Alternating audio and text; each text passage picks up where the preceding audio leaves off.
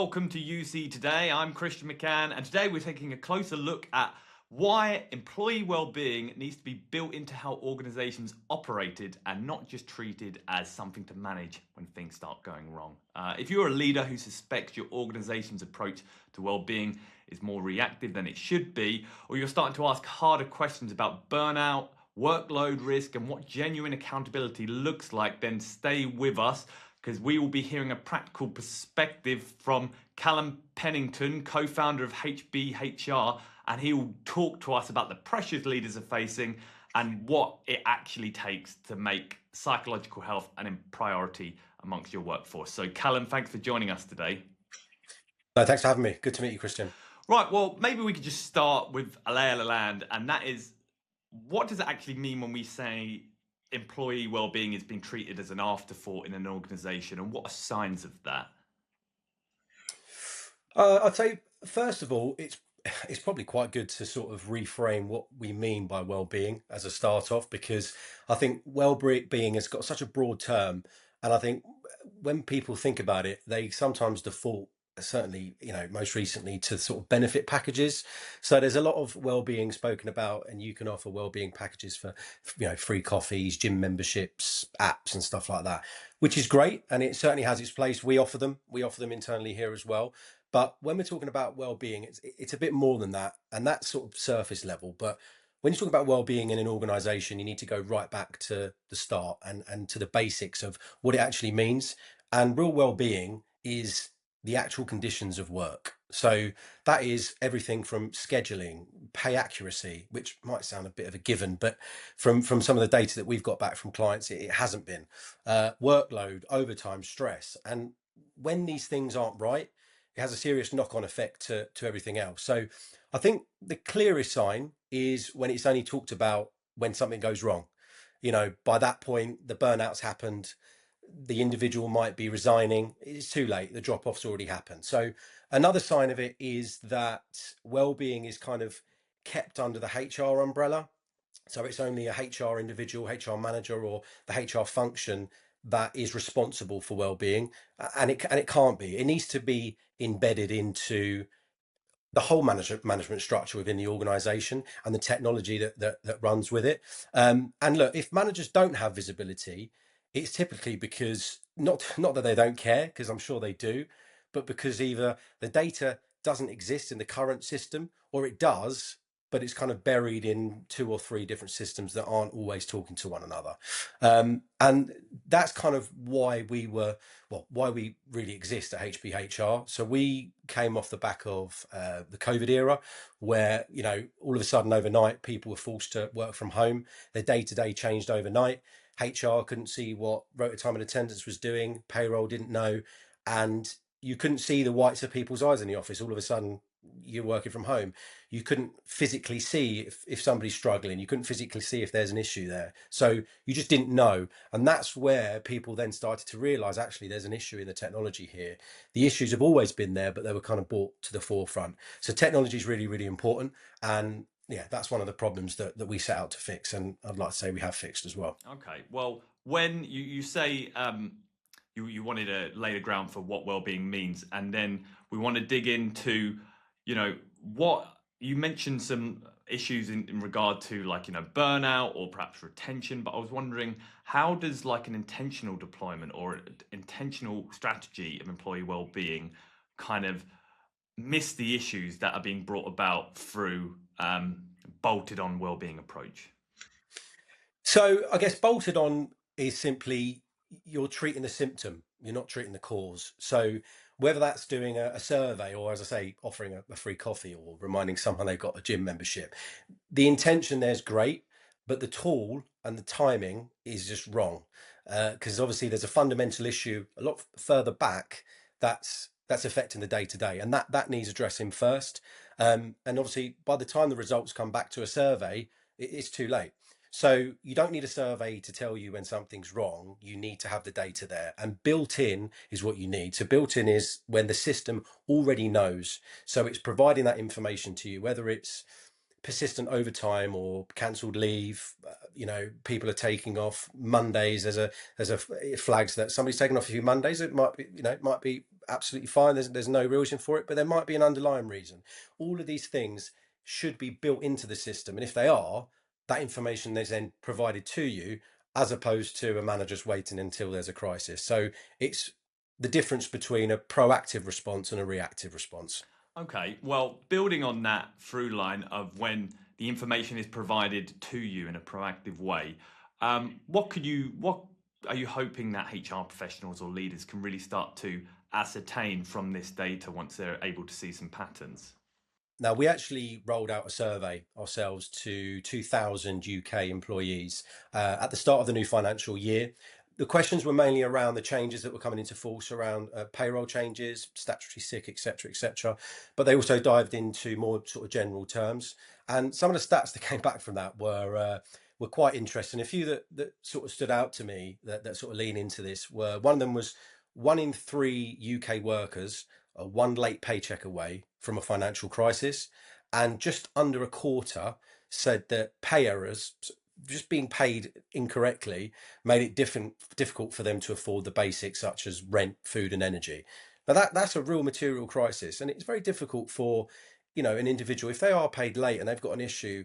That's quite a sensitive matter, and some people, they aren't always going to want to bring that to the forefront. And you would imagine that being paid on time and being paid correctly is a kind of given, but what we found is it isn't. And then for businesses, there was a stat that 61% of people would consider leaving after 6 months of payroll errors. So you've got more than 50% of your workforce that are quite willing to walk away if these issues persist. And if you haven't got the data there, how are you going to know that they're feeling this way? And this is what it goes back to the well-being. You can offer them a free coffee at the end of the month, but we're talking about bigger issues here, and you need that data to know where they're at. We've got I say a good example. Good's probably the wrong word, but it kind of feeds into the question. We have quite a large client, very well-known client, 1,000 employee plus.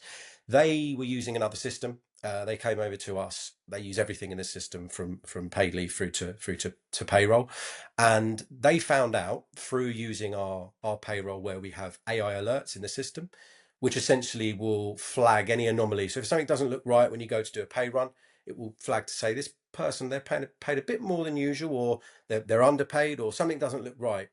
And on the first pay run, it flagged that there was an individual in the system that just didn't look too right. And they realized that they were actually paying somebody that had left the business 18 months ago.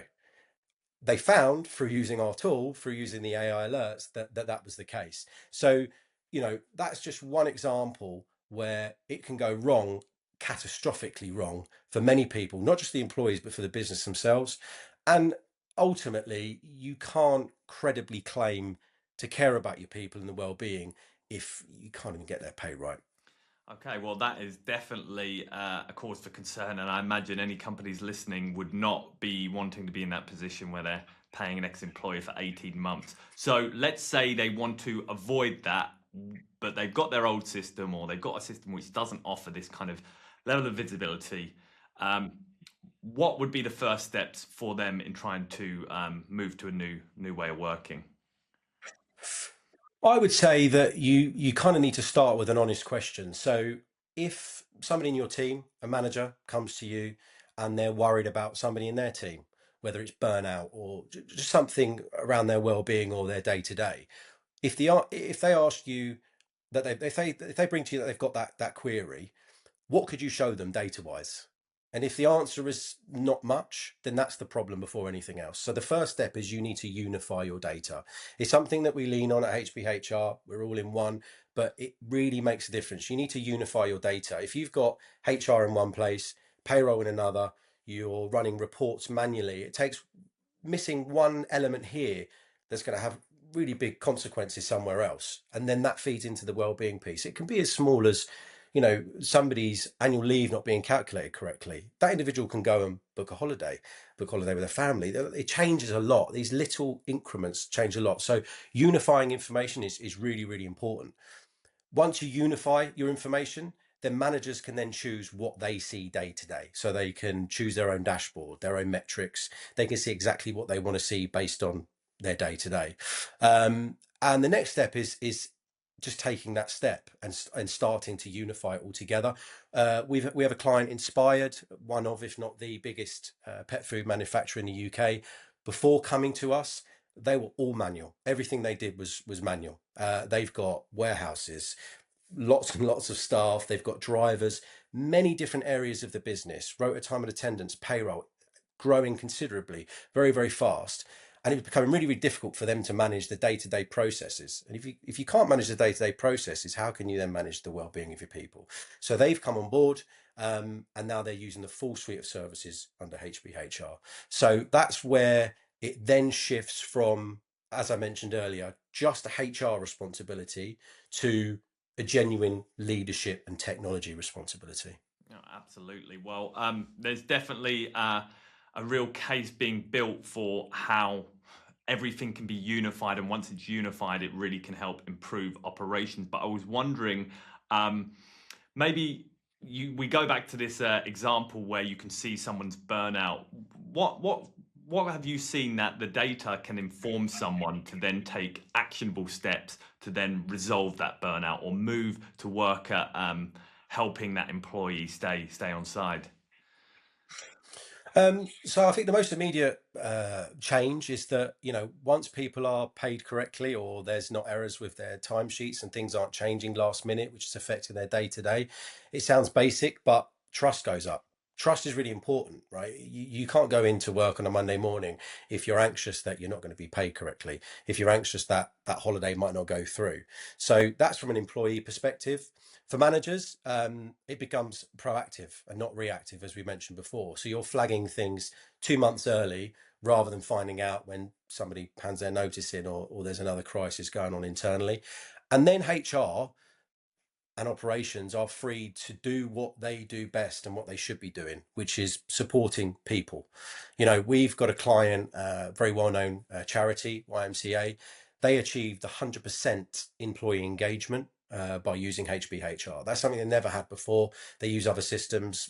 20, 30, 40% of people actually logging in and using it. And that's when, that's not due to a perk or a well-being app. That's due to running the fundamentals properly as they should be run. And that then feeds into the fact that, we ourselves, with the technology that we provide, we've got 98.8% client retention, and organizations are staying because their people feel the difference. Okay, excellent. Well, it's been really fascinating to talk to you today, Callum. Thanks for taking time to speak to me. No, it's great to meet you. Thank you very much. And thank you to the audience for watching. If you've enjoyed this, don't forget to like, comment, and subscribe to stay in touch with more great videos like this. My name's Kristian, and until next time, we'll see you then.